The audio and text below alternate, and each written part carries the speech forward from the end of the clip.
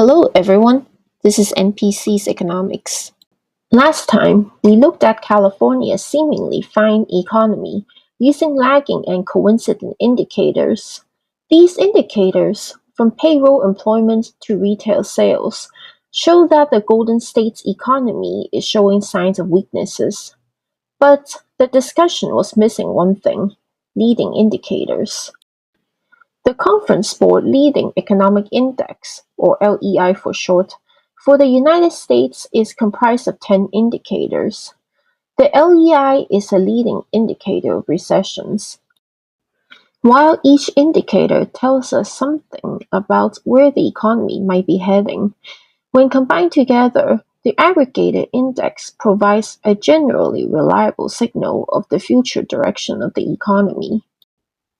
The LEI is made of 3 financial components and 7 non-financial components. The 3 financial components are leading credit index, S&P 500 index of stock prices, and interest rate spread of the 10-year T-bonds minus Fed funds. The 7 non-financial components are average consumer expectations for business conditions, Institute for Supply Management Index of New Orders, Private Housing Building Permits, Average Weekly Hours in Manufacturing, Manufacturers' New Orders of Non-Defense Capital Goods excluding aircrafts, Manufacturers' New Orders of Consumer Goods and Materials, and Average Weekly Unemployment Insurance Initial Claims. The US LEI rose in February 2024 for the first time since February 2022, 2 years ago, by 0.1%, following a 0.4% decline in January.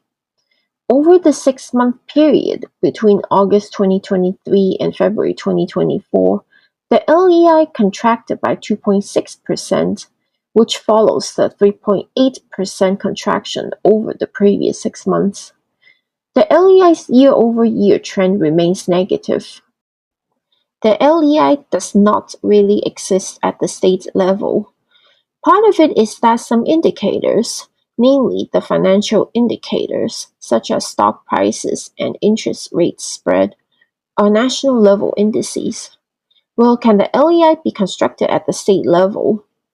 The Philadelphia Fed used to publish state leading indices, but unfortunately, publication has been suspended indefinitely due to the pandemic.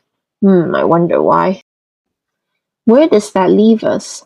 The defunct Philadelphia Fed State Leading Index is made up of the Coincident Index, state-level housing permits 1 to 4 units, state initial unemployment insurance claims, delivery times from the ISM Manufacturing Survey, and the interest rate spread between the 10-year Treasury bond and the 3-month Treasury bill.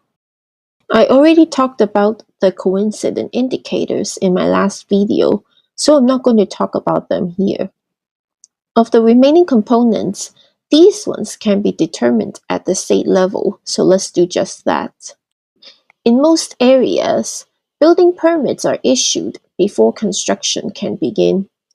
An increasing number of building permits signals a strong demand for real estate and predicts an upturn in construction activity. In a sense, an increasing number of building permits issued reflects increasing consumer confidence. The number of permits issued tend to be seasonal. In California, for 1 to 4 units, it tends to peak in spring or early summer, and then declines and bottoms around January. However, housing permits have gone sideways since September 2023. It is not clear whether the number will start climbing as spring rolls in. For the last 12 months from March 2023 to February 2024, a total of 63,000 permits have been issued.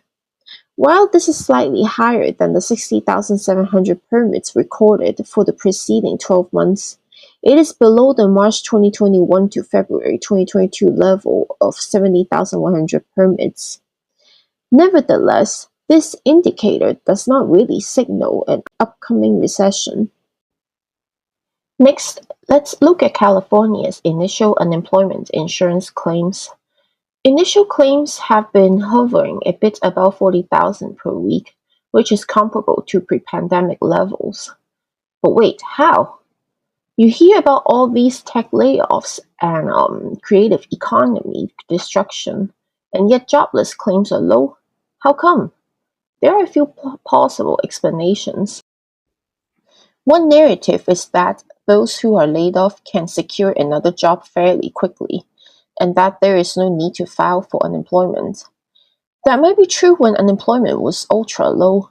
The basic message from this is that not only are there not enough job losses to point to recession, there are no significant job losses to see at all. But right now, at 5.3% U3 unemployment rate, I'm not entirely sure about this take. Another take is that in the world of tech and entertainment, independent contractors make up a sizable portion of the workforce. When laid off, independent contractors are not eligible for unemployment. This is the insured unemployment rate in California, which is continued claims divided by covered employment. The insured unemployment rate is a non-standard measure of unemployment, and it is about half as much as U3 unemployment rate, but the two move mostly in tandem. But since the pandemic, the ratio of insured unemployment rate to U3 unemployment rate has been declining, meaning a higher share of job losers are not counted in the insured unemployment rate and are not collecting unemployment insurance. In this 1983 paper, in response to the author Gary Burtles, Robert Solow stated that the reduction in unemployment insurance paid in 1982 compared to 1975 may have moderated wage demands. And I'll leave it to you to decide what the low insured unemployment rate relative to the U3 unemployment rate means. Finally, let's turn to the average weekly hours in manufacturing. The sector averaged 39.6 hours per week in California, which is higher than any point in 2023. However, it is below the average from 2014 to 2018. By comparison, the average weekly hours for total private industries in California has been on a clearly downswing since August 2020. So even if the manufacturing sector is in a relatively good shape, total private payroll employment is clearly showing signs of weaknesses in California. But overall, this leading indicator is telling us that no recession in California. So separately, the three leading indicators don't signal that California is entering or in a recession at all. And that begs the question, just how good are these leading indicators as predictors of the economy, both individually and as a combined together? And in the case of California, what does it mean when the individual leading indicators are looking fairly good, while the coincident and lagging indicators don't look as good? So what do you think? If you like this video, please subscribe for more videos like this one, and let me know your thoughts in the comments, and I'll see you next week. Bye!